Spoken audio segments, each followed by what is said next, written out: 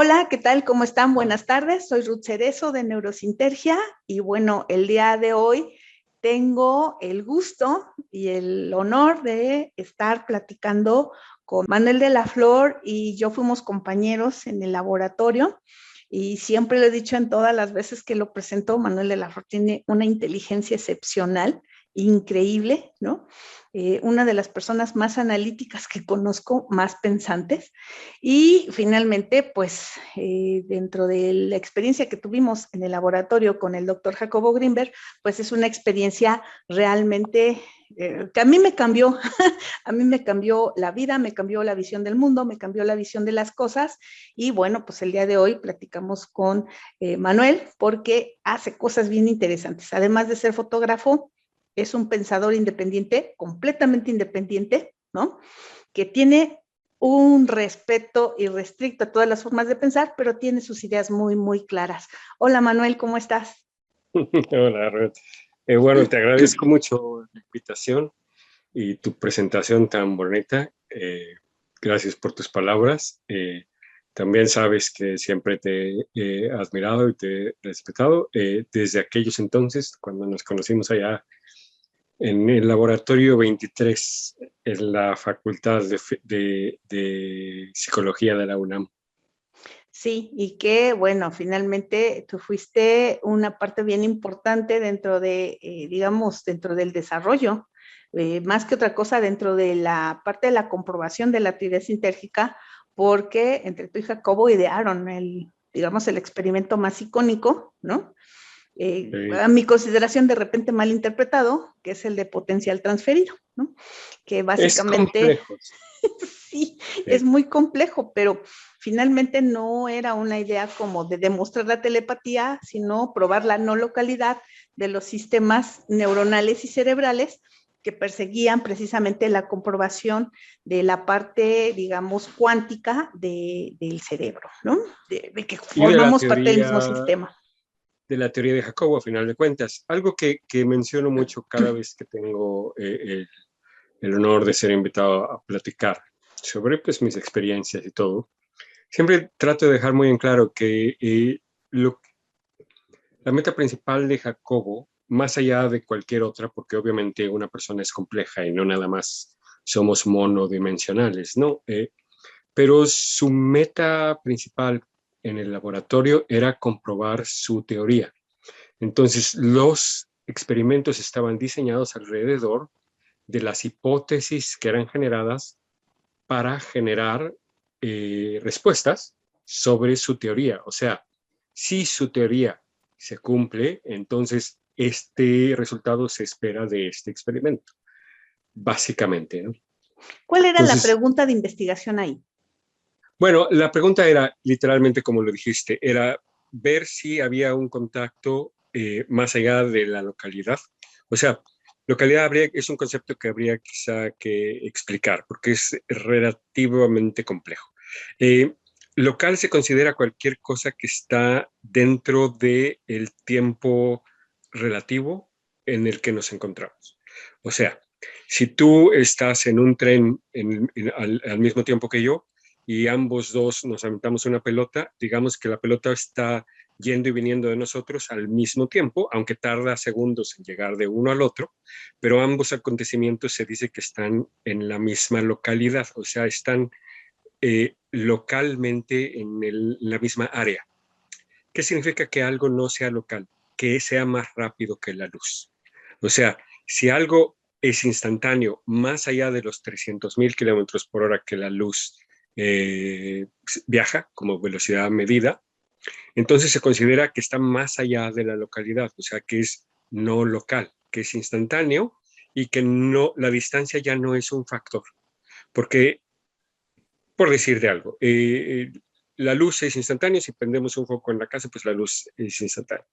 Pero si te alejas lo suficiente, la luz empieza a ser medible en cuanto al tiempo que tarda en encenderse de un lugar y ser vista en otro. En términos prácticos, esto en la Tierra pues, es indistinguible a menos que tengas equipo muy sofisticado. Pero sabiendo lo que sabemos acerca de estos 300.000 kilómetros por segundo, que es la velocidad que se midió, sabemos, por ejemplo, que la luz tarda 1 segundo aproximadamente en llegar a la Luna y otro segundo más en regresar. Esto es que si yo le quiero enviar mensajes vía una lámpara, ¿no?, suficientemente potente a alguien que está en la Luna, sí hay láser. De hecho, hay un láser que está en constante comunicación entre la Luna y nosotros y nos da, entre otras cuestiones, la distancia exacta de la Tierra a la Luna cada minuto, ¿no? Vamos, pero si yo tuviera un láser, entonces, si hubiera alguien en la Luna, si tú estuvieras en la Luna y yo te prendo este láser para informarte de algo, digamos, en clave Morse, tú tardas 1 segundo en verlo. Yo ya lo apreté y 1 segundo después tú lo ves. Luego entonces tu respuesta me llega a mí mínimo 2 segundos después, porque es el tiempo de 1 segundo que yo tardé en enviártelo, más bien que la luz tarda en llegarte a ti, y luego el tiempo que tú tardes en pensar la respuesta y responder. Cuando tú me respondas, va a ser 1 segundo después de que tú lo envías que yo me entero. Pero si la distancia aumenta, por ejemplo, al Sol, son 8 minutos.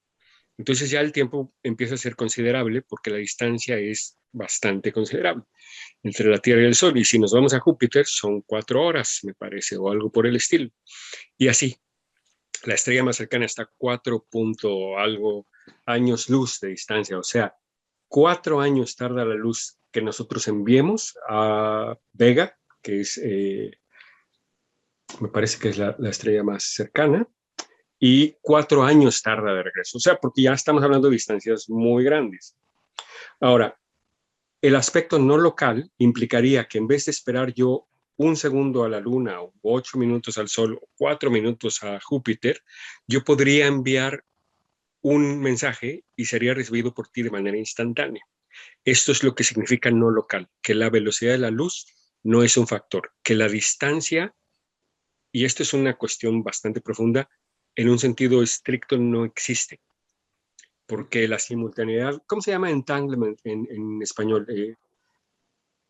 El concepto este de que están las cosas unidas ¿Están es enlazadas? enlazadas, entrelazadas. El entrelazamiento Ajá. cuántico es, al decir que es no local, estamos diciendo que el tiempo y el espacio no son factores que afecten. Ujú. Bajo los postulados, entonces, volviendo a lo de Jacobo, el postulado es que la teoría sintérgica dice que hay una especie de matriz en donde todo está interconectado. Mucha gente supone que este es el espacio. Ujú. No tiene nada que ver con el espacio. Tiene que ver precisamente con una especie de organización en donde ni el espacio ni el tiempo son significativos. El espacio y el tiempo así se ven como expresiones de esta fuente original. Entonces, bueno, en ese sentido, el experimento lo concebimos. Jacobo, bueno, es que en ese entonces éramos Jacobo y yo solos, o sea, no había nadie más. Ya después llegaste tú y llegaron Lea y llegaron todos los demás, pero Jacobo y yo estuvimos solos pues un tiempo. Me acuerdo perfecto que estábamos en un seminario, no era seminario, era una ponencia, una presentación, algo así en Querétaro, y estábamos afuera de las instalaciones platicando, y el experimento que él estaba llevando a cabo antes de que yo llegara con Julieta Ramos, si mal no recuerdo, Ujú. y había otra chica, se me va el nombre. Era el laboratorio, bueno, tú te acuerdas, el laboratorio de comunicación humana. Sí, y Y era creo que entonces, María Esther, ¿no? María Esther Sánchez María Esther Arellano. Sánchez Arellano. Sí. Sí, sí, sí, correcto. Bueno, entre ellas dos ayudaban a Jacobo antes de que yo llegara, pero ellas no estaban permanentemente con él, sino que Julieta creo que estaba en varios laboratorios, no me acuerdo bien, y Esther también iba y venía, más bien eran en un sentido colaboradores externos. Yo fui el primer colaborador de tiempo completo que Jacobo tuvo. O sea, yo no trabajaba con ningún otro investigador, no ayudaba a nadie más, yo estaba nada más con él. Y él estaba haciendo estos experimentos sobre comunicación en donde ya sabes, bueno, para los que no saben, digo yo, tú sabes, pero él ponía a dos personas en una cámara semisilente, una cámara de Faraday que bloquea las señales electromagnéticas, etcétera, y las ponía a sentirse simplemente a estar juntas y a sentirse.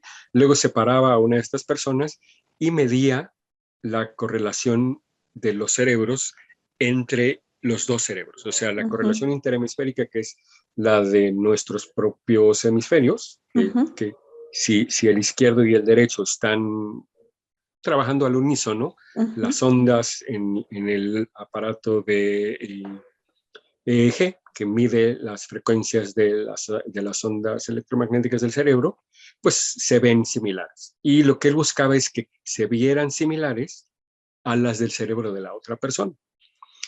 Y entonces, platicando sobre esto y de cómo mejorarlo, de repente le digo, oye, ¿no sería mejor que tuviéramos forma de producir una señal específica en uno de los cerebros en vez de estar midiendo aleatoriamente respuestas al azar? Y fue así como salió el experimento del potencial transferido. ¿Por qué es potencial transferido? Porque se genera una reacción fisiológica muy conocida en uno de los cerebros al ser estimulado con un flash de luz. El flash de luz llega a la retina y luego es procesada a través de todo el sistema nervioso que llega a la corteza occipital. Y ahí produce una respuesta que tú conoces muy bien y que, bueno, la gente creo que puede entender fácilmente, que el cerebro reacciona ante un estímulo. Esta reacción es muy medida, se conoce con precisión cuánto tarda en llegar, qué tanto es la amplitud. La amplitud es la potencia de la frecuencia, no, la potencia de la señal, y se conecta a la frecuencia de la activación neuronal. Entonces la idea es, ¿qué pasa si tú tienes un cerebro al cual estás estimulando con el cerebro de la otra persona que estaba con ella en un determinado momento? ¿Qué pasa? O sea, ¿hay transferencia de señal o no? La transferencia, como tú bien lo dijiste, no tiene nada que ver con telepatía. O sea, obviamente en un sentido eso se piensa o eso se siente, y yo no digo que sea irrazonable pensar o que no exista la telepatía. Nadie puede decir no existe, porque quien dice no existe es un dogmático, ¿no? Lo que podemos decir es que no tenemos elementos suficientes a la fecha como para descartar la hipótesis, pero tampoco para confirmarla. Y dicho en este sentido, la meta de nosotros en ese momento en el laboratorio no era la comunicación de mensajes entre dos personas, sino la respuesta fisiológica del cerebro para ver si existía en el cerebro de la otra persona que no estaba siendo estimulada alguna respuesta, aunque la persona fuera o no consciente de nada, ¿no? En esta parte es bien importante señalarlo, porque esto que parecería ser, ay, no es telepatía, no, es al contrario, es la estructura, la demostración, el intento de demostración, porque ahora con los equipos que hay se podría hacer esto de una forma increíble, la demostración de que somos parte del mismo espacio sintérgico, bueno, del mismo quantum, del misma base fundamental denominada como la TIS dentro de la teoría sintérgica, que nosotros formamos parte, y que si las reglas que se están descubriendo en física cuántica para la cuestión de las partículas elementales funcionan justamente para las personas, ¿no? Para todas las personas, de tal forma que esto no es exclusivo de nada. En la cuestión de la telepatía, lo que estamos hablando es de la transmisión de pensamientos. Sí, y como bien dices tú, eso finalmente tendría que llevar otro tipo de investigación u otro tipo de desarrollo. Pero en esta parte, este experimento es importante en el sentido en que demuestra que formamos parte de un mismo sistema cuántico, ¿no? Y que este sistema cuántico funciona con los mismos mecanismos que habían demostrado en ese momento los físicos en interacción de partículas elementales, y la modificación de una, cómo afecta, y digo entre comillas afecta porque no podemos saber cómo se da esta vinculación a otra. Entonces, en ese momento lo que nosotros estamos haciendo es ampliar, digamos, el espectro de la realidad con R minúscula que tenemos como seres humanos, en donde permeamos a través de nuestros filtros de creencias, valores, prejuicios y todo lo demás, hacia el acceso a un sistema en el que estamos inmersos, que no tiene esta cuestión de valoraciones ni determinaciones reales. Ese experimento, justamente ese experimento, fue el que amplía mi horizonte y digo, ok, está bien, estoy católica, apostólica y romana, ¿no? Soy hija de Dios, ¿no? Pero además soy parte del mismo sistema cuántico que puede permitir teóricamente a las personas hacer lo mismo que puede funcionar en sistemas cuánticos, ¿no? Sin que esto sea magia, brujería, esoteria, ni nada, sino simplemente saber y entrar en conciencia y posiblemente a través de un entrenamiento poder estar en conciencia de esto que ocurre. Porque sí ocurre, o sea, yo fui parte del experimento porque yo dije, no, aquí me están mintiendo, esto no va así. Entonces lo probé como sujeto 1, como sujeto 2, y en una consideración bien importante, cámaras de Faraday, en donde sabíamos que digamos, la comunicación no era electromagnética. Correcto. Entonces, esa parte te digo, no, los voy a agradecer toda la vida porque ampliaron mi horizonte. Después de trabajar con ratas y pichones, ¿no? Fíjate. Fue una modificación. Pero ahí va una pregunta. La primera pregunta, ¿quién es Manuel de la Flor? Wow, extremadamente simple y compleja pregunta. Simple porque socialmente estamos condicionados a dar una serie de etiquetas que teóricamente representan lo que una persona es. Compleja porque obviamente esta ramillete de etiquetas son simplemente formas socialmente aceptadas de comunicación hasta cierto punto, pero que por el otro lado nos limitan de maneras extraordinarias. Entonces, precisamente por lo mismo, fíjate que yo tengo, no problemas, ¿cómo se diría? Hay muchas situaciones o costumbres que son socialmente normales o aceptadas que en mi cabeza tengo problemas para aceptar. Voy a decir problemas, aunque no son problemas. Por ejemplo, cuando la gente dice, hola, ¿cómo estás? ¿Cómo estoy?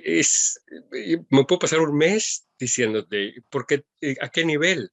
Emocional, intelectual, hoy, ¿de qué tamaño es la respuesta? O sea, estamos hablando de los pasados 5 minutos, ¿valen? ¿O el pasado mes? ¿O desde la última vez que nos vimos? ¿Cuántas dimensiones tiene una respuesta, no? Y esto es una pregunta simple, como ¿cómo estás? ¿Quién eres? Es todavía más complejo. Pero haciendo un intento, por ponerlo en palabras simples, yo diría que tocaste un punto importante que quiero retomar, que es el hecho de la interconexión y de que de alguna manera u otra esos experimentos demuestran, y demuestran desde un punto de vista empírico, que nuestra constitución es el universo. Y en ese sentido puedo decir con certeza que soy el universo. El universo expresándose a través de esas palabras en este instante, en esta manera de fluir que tenemos en palabras. Eso fue una respuesta muy profunda. Y digamos que sí, somos el universo, cada quien dentro de su propio proceso. Cuando aprendes a modificar tu realidad con R minúscula y la vuelves una realidad con R mayúscula, sin juicios, sin conceptos, sin valores, sin significados. Es todo experiencia y es una experiencia limpia, totalmente neutra. Digamos en lo que yo le denomino el avatar Godín, ¿no? Manuel de la Flor es un excelente fotógrafo. Y eso lo quiero decir porque tus exposiciones son increíbles. Esta parte en donde estás en concordancia con esto que acabas de mencionar hace que tengas unas fotografías increíbles. Entonces, Te bueno, agradezco mucho. lo digo para que te busquen y vean tu obra. En otro sentido, digamos, en este sentido, eres un pensador independiente. Tú creaste algo que se llama ontología dependiente del modelo. ¿Qué es? Bueno, viene perfectamente a tono con lo que estamos diciendo. Mencionas también, y tomo otra vez tus palabras, que cuando uno no tiene prejuicios, esto es cuando uno puede ver el mundo sin interpretación, uno está, en un sentido, más cerca de la fuente, por ponerlo de esta manera. Y Con la ontología dependiente del modelo, es un libro que está en preparación y que es el resumen de cómo, de todo lo que he aprendido acerca de todo lo que he leído y pensado acerca de la realidad. Desde niño, yo creo que esa pregunta me ha seguido todo el tiempo. De hecho, hay anécdotas relativamente pues, chistosas. Tengo una muy buena memoria. Yo recuerdo desde que tenía 6 meses de edad. A veces pedazos, ¿no? Pero otras veces son memorias extremadamente vívidas. Puedo decir cosas increíbles. Pero bueno, uno de mis recuerdos, tendría yo apenas hablando 3 años de edad, 2, 3 años de edad. Y bueno, no, un poquito más grande, quizá 4 años de edad, por ahí. Y pues Santa Claus venía, ¿no? Entonces estaba, bueno, ¿y qué le vas a pedir a Santa Claus? ¿Qué le vas a pedir a Santa Claus? Y yo le pedí un dibujo de Dios. Porque para mí siempre fue importante y sigue siendo importante saber qué es esto, qué estamos haciendo aquí. Visto desde un punto de vista neutro, sin concepciones humanas,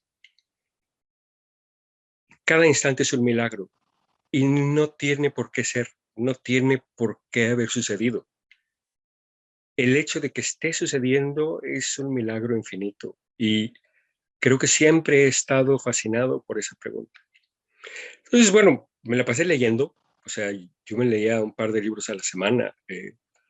Con frecuencia dejaba de salir con amigos y les inventaba cualquier historia, porque la verdad es que prefería quedarme leyendo que salir, ¿no?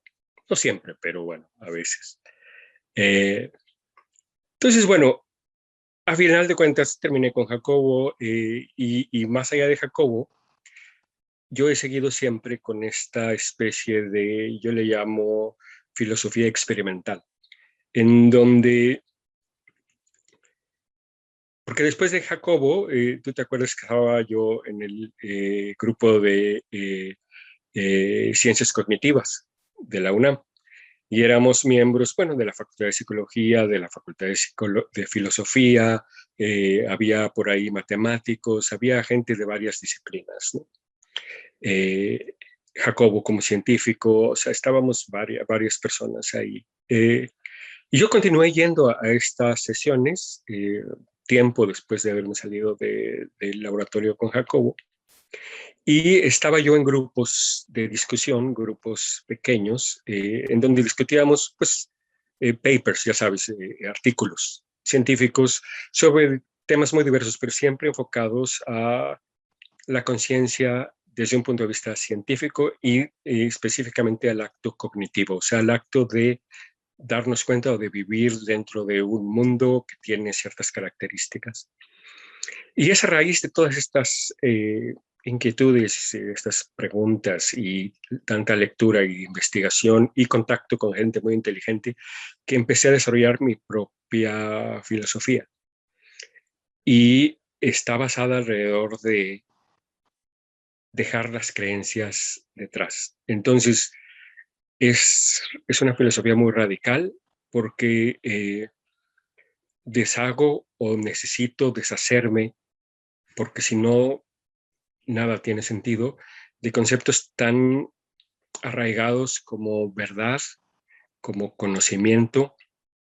Y entonces, esta filosofía que he desarrollado se trata de ir más allá de los modelos, precisamente de ahí el título, de ahí el nombre, y entender que toda ontología, la ontología quizá debe...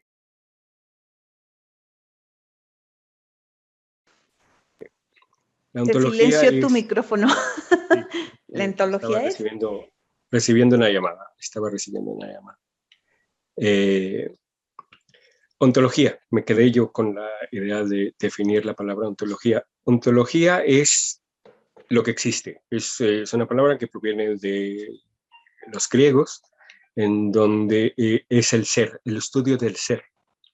Entonces, tenemos muy dados esta idea de que hay un ser.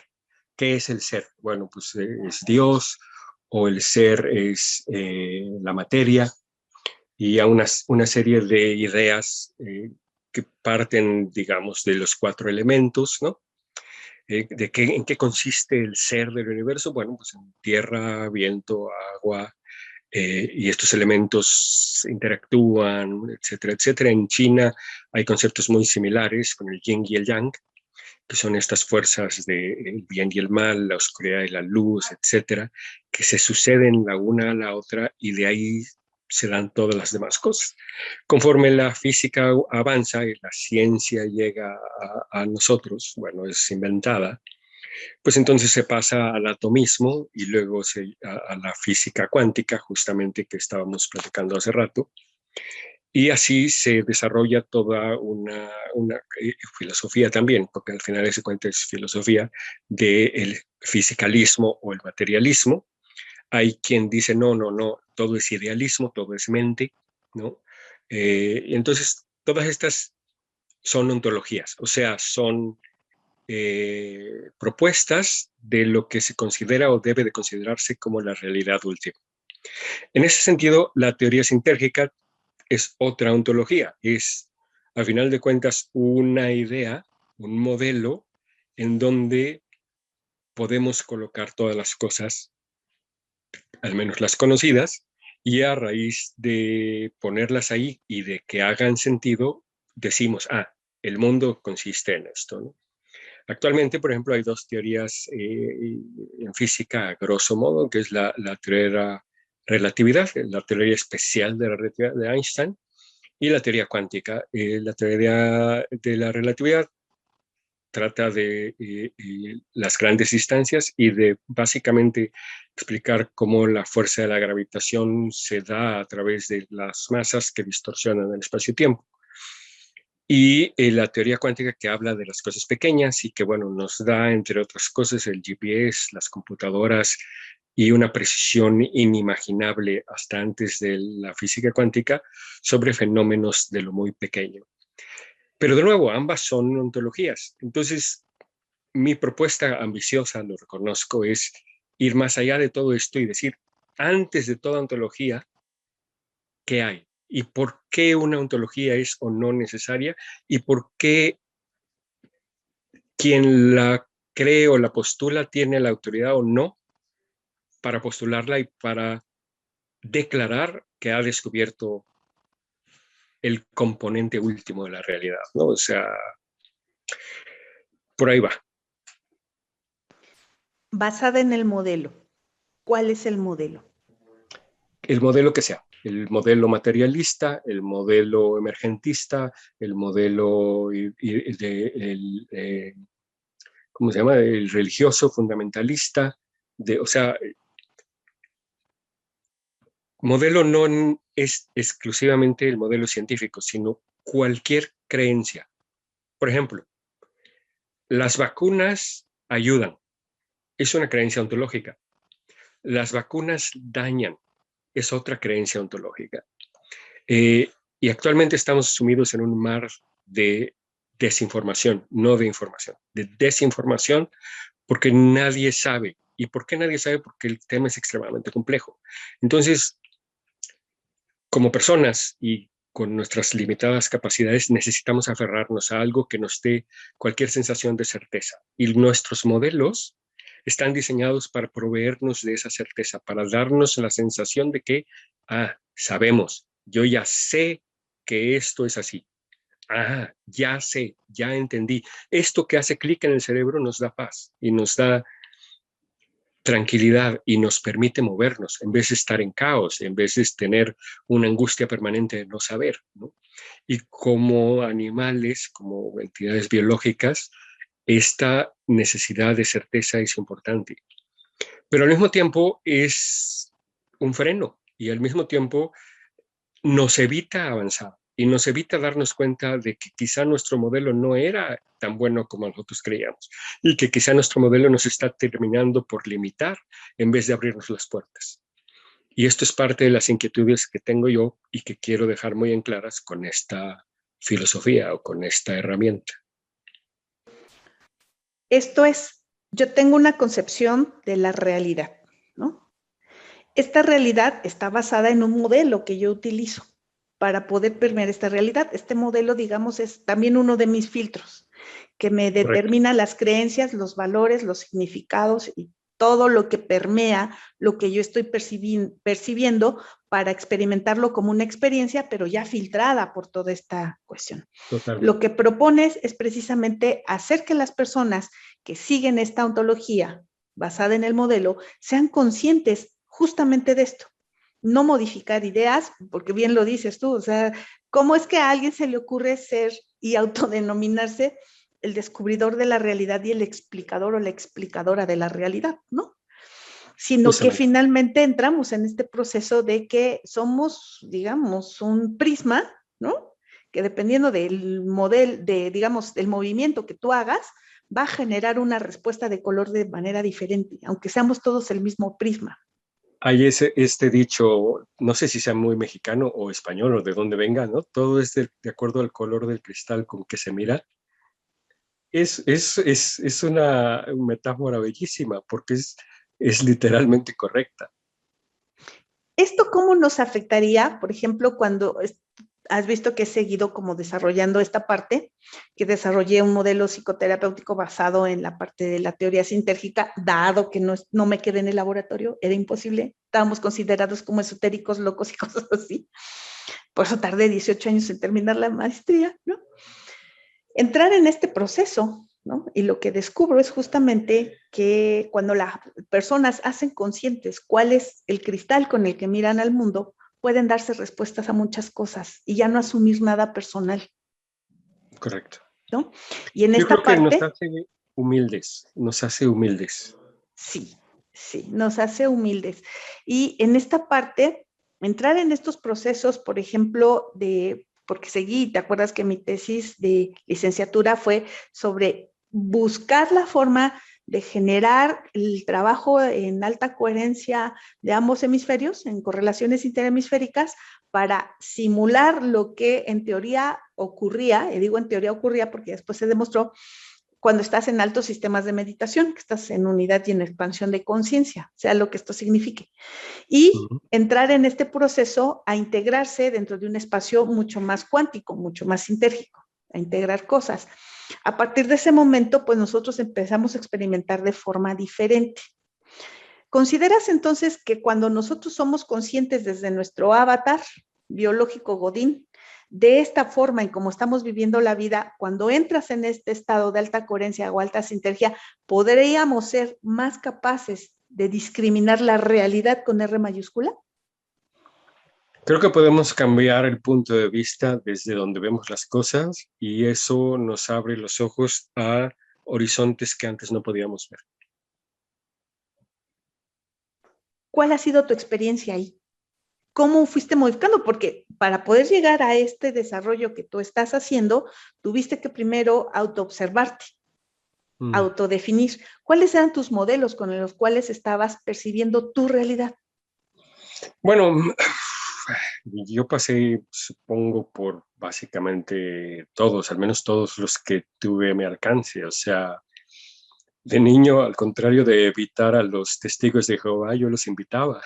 Y al contrario de querer convertirme, yo no los convertía a ellos, pero ellos entraban y me decían, oye, es que mira las escrituras y el versículo. Y yo les decía, bueno, el versículo tal dice esto, pero ¿qué me dices del versículo X? Y el versículo Y por qué son. Y entonces al final siempre me traían al superior y a no sé quién. Ay, sí, te vamos a traer al otro porque los hacía bolas, la verdad. Y a lo que voy con esto es a que creo firmemente que para poder ver desde un punto de vista un poquito más,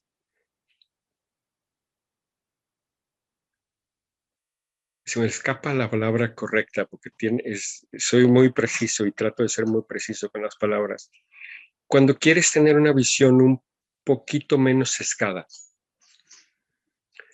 Necesitas ser capaz de ponerte en los zapatos de las otras visiones. Si todo lo que tienes es tu visión y estás tan arraigado a tu parroquia, como se utiliza en el argot de la filosofía, ¿no? Cuando no quieres ver más allá de tu parroquia, tu visión es muy limitada. No importa si tu parroquia es la más verdadera de las verdaderas. En cambio, cuando ves desde tu parroquia, pero luego te pasas a la parroquia del vecino y luego te vas a la que está un poquito más lejos y tratas de ponerte, ¿cómo se dice cuando te pones la camiseta? Te pones la camiseta, ¿no? Cuando tratas de poner la camiseta y ver desde el otro punto de vista, es cuando se te empiezan a abrir las puertas y decir, sí, mi punto de vista original era limitado y el nuevo punto de vista que estoy aprendiendo también es limitado y me da una perspectiva diferente, pero no necesariamente mejor. ¿Qué puede haber detrás de quizá todas las visiones que me permita tener una especie de visión un poquito más coherente, iba a decir, pero no es coherente la palabra que estoy buscando, que abarque más, más holística, quizás es una mejor palabra. Y entonces, cuando haces esto, al menos es mi intento con esta, yo lo llamo más que una teoría, lo llamo un marco de referencia. Lo que intento hacer con este marco referencial es de plantar las herramientas que nos permiten elegir de entre toda la miriada de posibles teorías candidatas a explicar, entre comillas, eventos a nuestro alrededor, sean políticos, sean económicos, sean sociales, sean fisiológicos, sean físicos, sean psicológicos, no importa la rama de donde provengan, la pretensión es tener las herramientas que nos permitan escoger la mejor herramienta, no porque es la verdadera, sino porque es la más coherente con la mayor cantidad de datos en un momento dado y que está a nuestro alcance.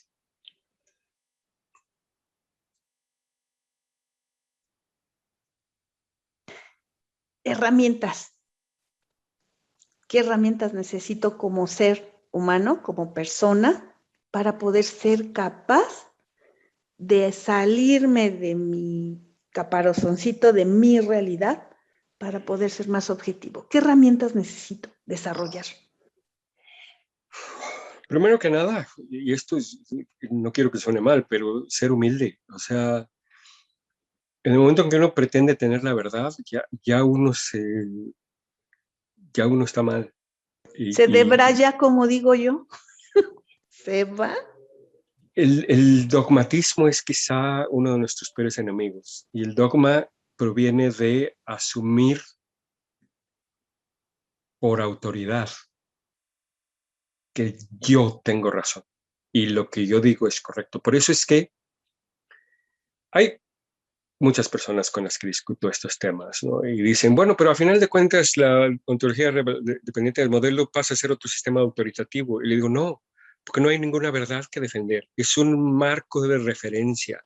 No está sosteniendo una verdad. No, yo no vengo a decir la verdad es esta. Yo vengo a decir, estas son las herramientas que te permiten a ti, de entre las pocas o muchas verdades que tienes a tu disposición, elegir la que es más coherente, no más verdadera. Por eso es que inicié un poco hablando de que me tenía yo que meter con temas tan profundos como el concepto de la verdad o el concepto del conocimiento, porque en el momento en que yo asumo que hay un conocimiento, también tengo que asumir que es verdad. Y por lo tanto tengo que asumir que todos los demás son mentira o falsos. Y de ahí vienen todas las tonterías que si el fake news y que si las conspiranoias de esto y aquello.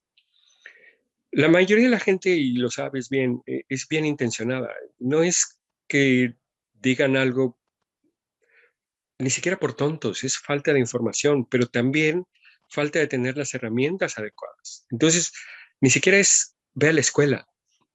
porque no va por ahí. No es lee, no es conviértete en un pensador crítico, porque hay mucha gente que genuinamente cree que está siendo pensadora crítica, entre comillas, y que lo único que está haciendo es siguiendo los prejuicios de alguien más.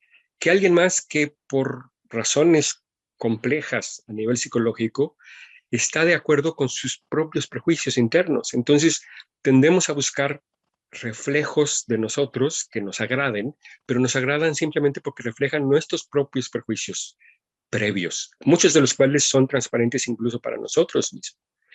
Entonces, si no tenemos una herramienta epistémica que nos permita, epistémica, ya utilicé una palabreja, epistémica es de la teoría del conocimiento. Si no teníamos una teoría del conocimiento que nos permita darnos cuenta de que quizá nuestras verdades no sean verdades, pues no podemos avanzar. Volvemos al mismo. Tenemos que buscar la manera de dejar los dogmas detrás, las creencias, tomarlas como creencias y utilizarlas si son útiles.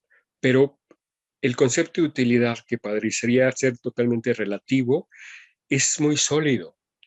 Lo malo es que una plática como esta, digo, por más que yo quisiera, no me permite expresar tanto como yo quisiera. Hay una serie de gráficos en donde yo pongo todo esto de manera multidimensional, porque hay muchas variables y muchos factores que influyen la manera en que pensamos y el por qué pensamos, nuestras creencias y el por qué creemos en ellas.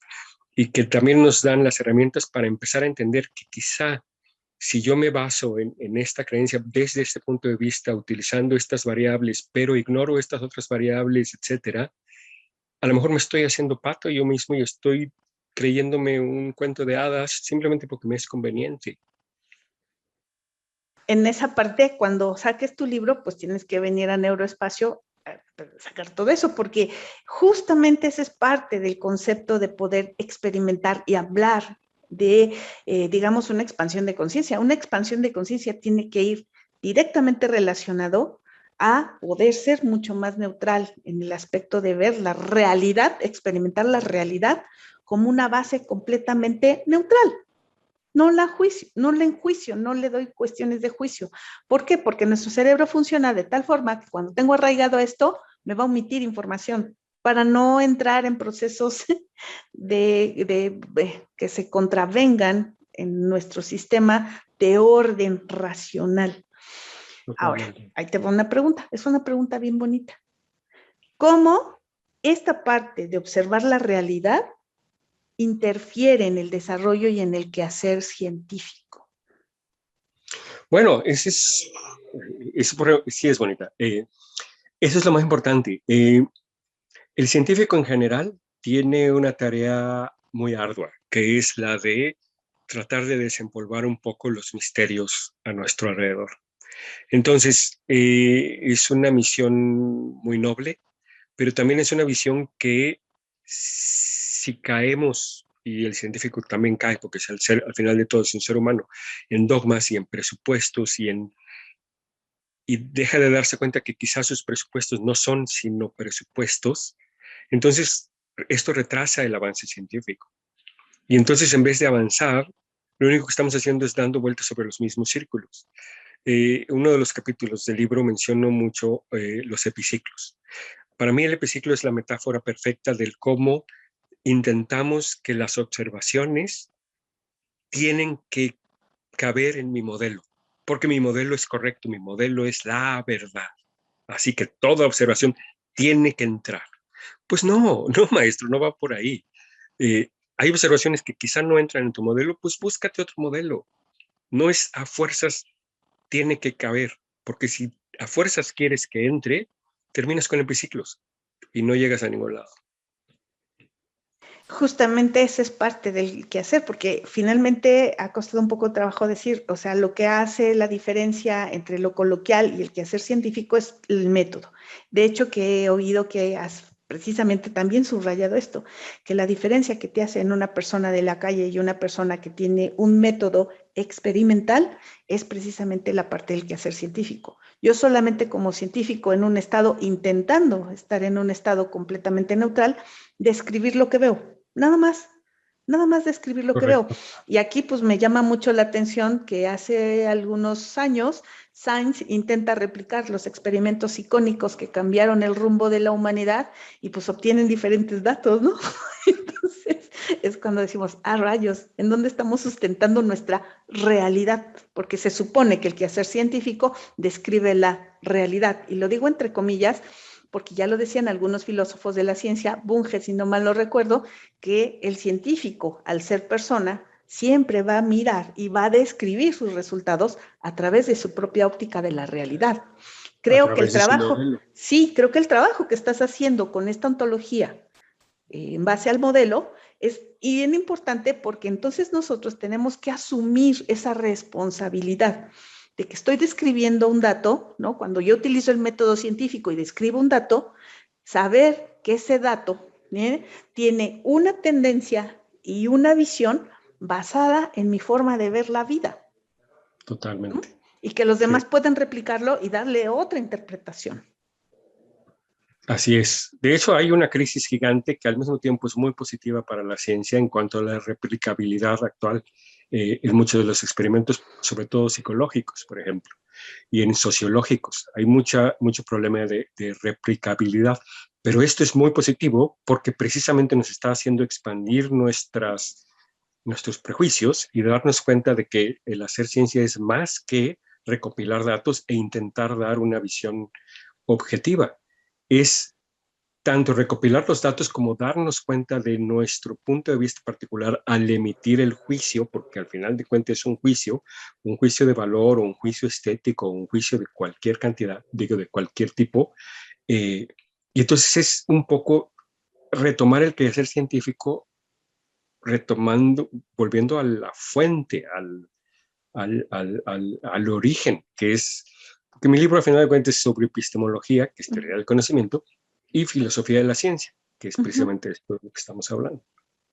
Sí, esta parte a mí me interesa muchísimo y de hecho agradezco muchísimo esta charla, ¿no? Porque si bien fuimos compañeros en el laboratorio del doctor Greenberg, que ahorita finalmente es un boom, porque muchas de las cosas que está describiendo ahí, todos dicen, sí, eso se parece a lo que yo he visto, ¿no? Eso se parece a lo que yo siento. Y lo que habíamos dicho hace muchos, muchos años, hace más de 20 años, que la gente no estaba lista para entender todavía lo que se estaba describiendo a través del doctor Greenberg. Pero entrar en este concepto de decir, ok, toda la realidad está permeada en base a estos filtros, en base a este cristal con que lo miro, es bien importante. ¿Por qué? Porque nos va a determinar la experiencia que tenemos. Desde lo que yo desarrollo, ¿no? Lo que intento es que la gente lo experimente, más que se lo explique, porque la probabilidad de que se lo explique bajo mi prisma, pues es altísima, sino que tú lo experimentes y tú abstraigas la experiencia y sobre esa experiencia te percates cuáles son tus formas de estar describiendo esa experiencia. Y al describir esa experiencia, pues tienes una expansión del conocimiento increíble, porque eso te implica analizar, pensar, introyectar, introspeccionar y hacer un chorro de cosas más. Me gusta, sí, y tienes razón, me gusta esa manera en que la expones. Creo que al final el punto importante que tocas aquí es ver. No se trata de entender, se necesita ver. Sí. ¿Para qué te explico mi visión? Entonces, en ese momento, como alguna vez me dijeron que si esto era una secta, les dije, no, Dios me libre, esto no es una secta, ¿no?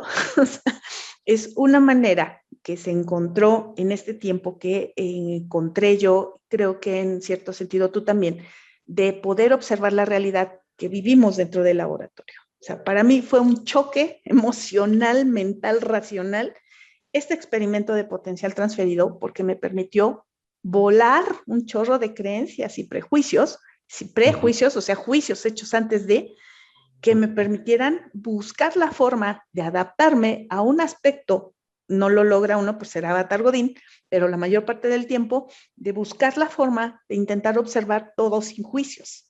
Nada más lo observo. Lo que siempre Es lo les más que digo, podemos hacer. pues sí, en la Es lo más que realidad, podemos hacer.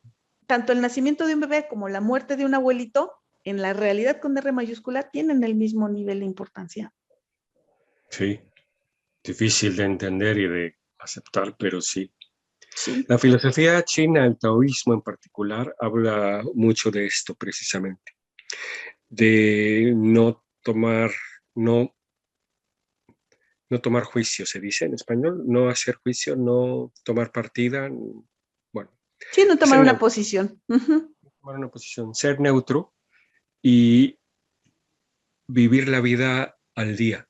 Es un estilo de vida muy frugal, muy simple, muy espiritual, pero al mismo tiempo totalmente alejado de toda esa pretendida espiritualidad de tantos actualmente en donde, ay, es que yo soy espiritual. Entonces yo ya, o sea, estoy diciendo, yo soy superior.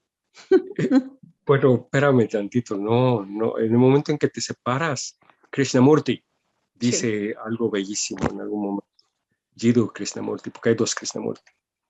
Bueno, espérame, uf, ya se me fue cuál de los dos. Bueno, te mando luego la cita, pero cualquiera que nos esté oyendo lo puede buscar por sí mismo. Krishnamurti dice algo muy hermoso, dice, en el momento en que tú te separas de los demás, estás cometiendo un acto de violencia. Sí.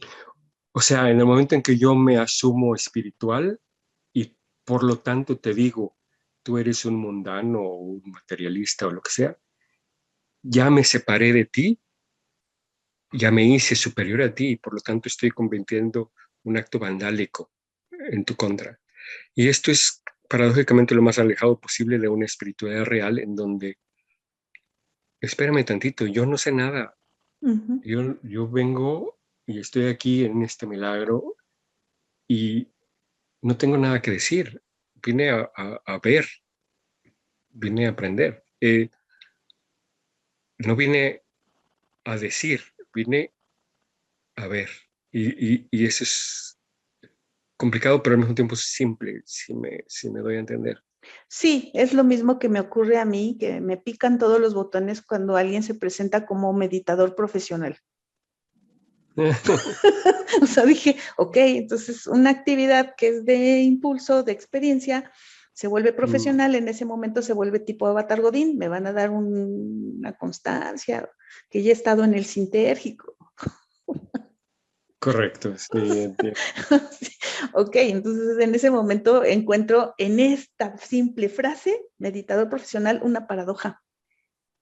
Digo, no puede Sí, ser hay muchas. profesional y meditador. O sea, perdón. Yo creo que la gente en general siempre es bien intencionada, pero a veces sí caemos todos, todos, yo incluso, yo quizá primero que casi todos, sin darnos cuenta, porque esto es lo más paradójico.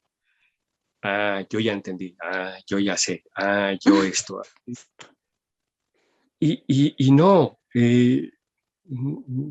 no, No, no va así. En ese momento lo que haces es abrazar a tu avatar Godín, que está muy bien. A mí me encanta el mío, ¿no?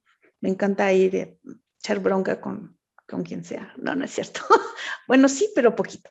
En esta parte, ¿no? Pero a la hora que asumes esta parte de expansión de conciencia que va vinculada con la realidad, coincido totalmente contigo. El factor de la humildad es el punto que te va a permitir experimentar más y mejor, sea lo que signifique mejor. sí, exacto. Sí, y bueno, pues me encanta lo que estás haciendo, creo que es algo que pues hay que impulsar más para que más gente conozca esta parte, porque creo que si hay una fórmula de la felicidad es esa, saber de dónde estoy interpretando que es ser feliz para empezar, ¿no? Y pues conocer más de tu trabajo. Estuvimos en el laboratorio 23 del doctor Greenberg, vivimos muchas cosas bien interesantes, bien increíbles y bien importantes.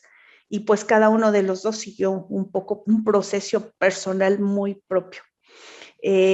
Me encantaría que en el momento en que tengas el libro, pues nos avises para hacer una segunda parte. Y entonces entrar en Seguro que este sí. proceso de poder abrazar más esto que estás proponiendo, esta propuesta que estás haciendo de cómo podemos nosotros cambiar nuestro punto de enfoque con respecto a lo que somos, a dónde estamos. Y eso para mí, según lo que yo pienso, nos puede permitir disfrutar más el hecho del estar en el hoy y en el ahora. Hubo algo que también me dijiste tú hace muchos, muchos, muchos años que nunca se me ha olvidado, que me dijiste, la clave de la felicidad está en clavarse en el presente. En el presente todo está bien. La mayor parte de las veces está bien, no tienes hambre, no tienes frío, no tienes sueño, no tienes broncas, nadie te está molestando, nadie te está lastimando, nadie te está hiriendo. En la medida en que seamos capaces de entender y abstraer esta expansión del presente, podemos tener mucho más momentos de paz y de tranquilidad. Desde entonces me quedó muy claro, entonces dije, ¿cómo jalar esta parte de este proceso? Porque como avatar vivimos en el pasado y en el futuro. Estamos haciendo una cosa y ya estamos pensando en lo que sigue, y luego en lo que sigue. Y cuando estamos en este tránsito a lo que sigue, estamos pensando en lo que hicimos. Y muy pocas veces nos clavamos en este presente. Entonces, ese fue un regalo de vida que me diste hace muchos, muchos años, y ahorita aquí delante de todos, pues te lo agradezco. Qué linda, gracias. Y bueno, pues ya estamos terminando la entrevista del día de hoy. ¿Dónde te podemos encontrar? Bueno, no sé si vas a poner links o algo, pero pues digo, es modeldependentontology.com. Ahí es en donde va a estar la información del libro. Hay un grupo de discusión actualmente. Tengo más de 1000 cacho de participantes, o al menos de miembros. Algunos discuten, otros no tanto, pero bueno, siempre estoy ahí platicando con gente, pongo artículos, los comentamos, muchas cosas que pongo yo mismo. Mi trabajo como artista también, que últimamente los últimos 2 años, pues no he hecho nada, porque yo tenía varios proyectos, estaba yendo a varios países a hacer exposiciones, a tomar fotos, y pues todo está detenido. Entonces, pero bueno, si alguien quiere ver, es mi nombre, manueldelaflor.com. Ahí pueden ver algo de mi trabajo. Y tiene un grupo de Facebook también, Ontology Dependent of Model. Así es, Model Dependent Ontology en inglés. Okay. Gracias. Nunca pude. Está en Problemas inglés. con los inputs y con los outputs. Lamento para quien no habla inglés, pero no se preocupen porque Facebook traduce todo, entonces no hay problema. Gracias al cielo. No, si eso hubiera existido en mi época, hubiera sido más fácil. Todavía estoy. Todavía estoy a tiempo. Pues te abrazo fuerte desde México. Manuel está Muchas en gracias. Europa. Por eso esta entrevista fue grabada, pregrabada, un día después del temblor aquí en México, que nos dio un buen susto. Nos revolvió las ideas y nos volvimos avatars biológicos al 100%. Te lo agradezco mucho, Manuel. Yo soy Ruth Cerezo y te mando un abrazo fuerte desde aquí, desde México. Ruth, muchísimas gracias también a ti por la invitación y muy, muy agradable plática. Bye.